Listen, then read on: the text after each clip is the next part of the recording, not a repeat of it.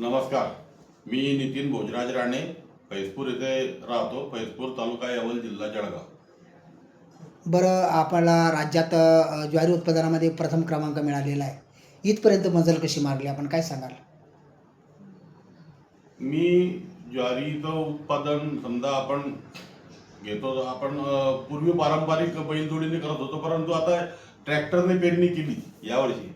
आणि ट्रॅक्टरने पेरणी करताना 10-26-26चं एक रासायनिक खत त्याच्यावर ज्वारीबरोबरच टाकलं पेरणी करताना. आणि धूळ पेरणी केली. धूळ पेरणीच्या नंतर पाऊस आला आणि पीक एकदम जोमानं उगवलं.